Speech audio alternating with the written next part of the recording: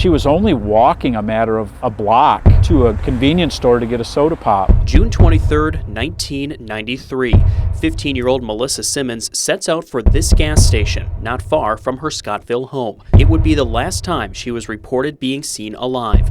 Mason County Sheriff Kim Cole was a deputy in the department back in 1993. He says Melissa was reported missing by her family several days after she was last seen walking to the Wesco. And Melissa was well known. She was an example of what Scottville was all about in her youth. This stretch of the Pere Marquette River would soon become the center of the investigation. That's because a fisherman found Melissa's body not far from here shortly after she was last seen alive. A substantial amount of the evidence, unfortunately, was destroyed by the river and the water. The medical examiner's office concluded Melissa's death was a homicide. We have been following leads ever since then. Word of Melissa's death quickly spread, and questions quickly arose. How did her body end up in the river several miles from where she was last seen? And more importantly, who killed her? The death obviously created a lot of anxiety because people didn't know, and to this day they don't know what happened. Anytime you have a child who is murdered, there's a lot of anxiety in an area because of the unknown. You don't know if this person will strike again. 9 and 10 News spoke to one woman who was just 5 years old when Melissa was found dead. She still remembers the fear that seemed to grip the town of Scottville. She also asked us not to reveal her identity, worried that Melissa's killer is still out there. I do remember that everyone was really concerned about kids. We couldn't go out. My family used to go down to Indian Bridge all the time. We were always there out fishing. We stopped going to Indian Bridge after that. And the same questions first raised 26 years ago endure to this day.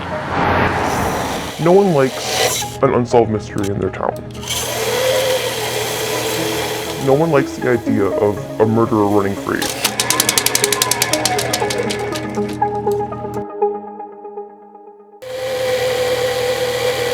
It's been 26 years. It's time for people to come forward and let's give Melissa the justice she deserves. Mason County Sheriff Kim Cole says there were plenty of theories about what happened to Melissa Simmons in the days, weeks, and months following her death in June 1993. There was a theory that maybe she had gotten tangled up with some young men in the community. That never panned out. There was some concern about some family members that was rumored that didn't lead us anywhere initially. Our investigation has taken us outside the state of Michigan. It's certainly taken us outside of Mason County, and obviously it's taken us to a lot of places inside of Mason County. And tips continue to trickle in. We've had a lot of conversations with people who have second and third and fourth hand information, but unfortunately those conversations never lead anywhere. But there are people that do have first-hand information. I am 100% confident there are people close to Melissa who know what happened. The passage of time has done two things for this case. It's added to the frustration that whoever killed Melissa Simmons is still out there.